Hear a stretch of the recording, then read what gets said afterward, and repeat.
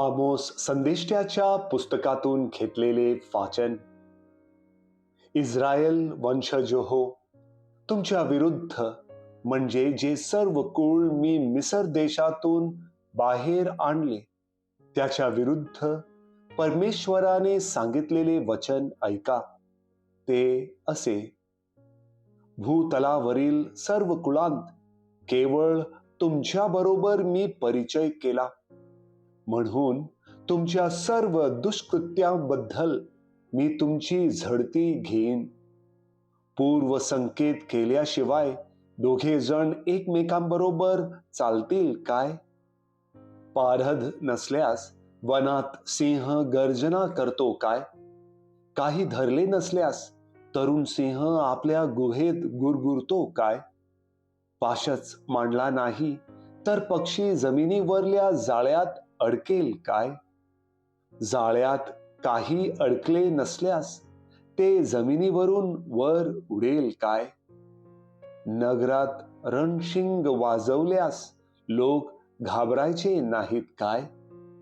नगरावर विपत्ती आली असून ती परमेश्वराने आणली नाही असे होईल काय? प्रभू परमेश्वर आपले रहस्य आपले सेवक संदेष्टे यांना कळवल्याशिवाय खरोखर काहीच करत नाही. सिंहाने गर्जना केली आहे, त्याला भिणार नाही असा कोण? प्रभू परमेश्वर बोलला आहे, संदेश दिल्यावाचून कोणाच्याने राहवेल? देवाने सदोम आणि गमोरा यांचा नाश केला तसा तुमच्यातल्या काही जणांचा नाश केला आहे. तुम्ही अग्नीतून काढलेल्या कोलितासारखे झाला तरी तुम्ही माझ्याकडे वळला नाहीत, असे परमेश्वर म्हणतो. म्हणून हे इस्रायल, मी तुला असेच करीन. मी तुला असेच करीन म्हणून हे इस्रायल, आपल्या देवासमोर येण्यास सिद्ध रहा. प्रभूचा शब्द. देवाला धन्यवाद.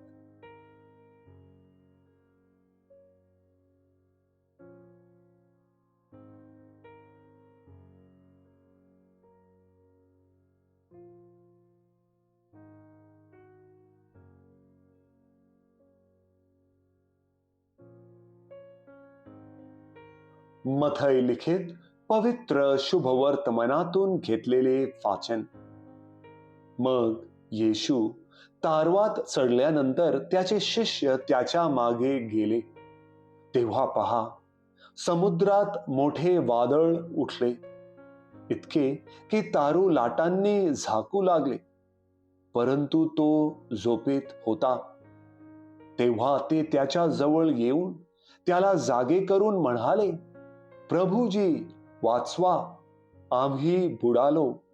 तो त्यांना म्हणाला, अहो अल्पविश्वासी, तुम्ही का घाबरलात? मग उठून त्याने वारा व समुद्र यांना धमकावले आणि अगदी निवांत झाले. तेव्हा त्या माणसांना आश्चर्य वाटले आणि ते म्हणाले, हा कोणत्या प्रकारचा माणूस आहे की वारे व समुद्रही ह्याचे ऐकतात? प्रभूचे शुभ वर्तमान. हे प्रभू येशू ख्रिस्ता, तुझी स्तुती असो.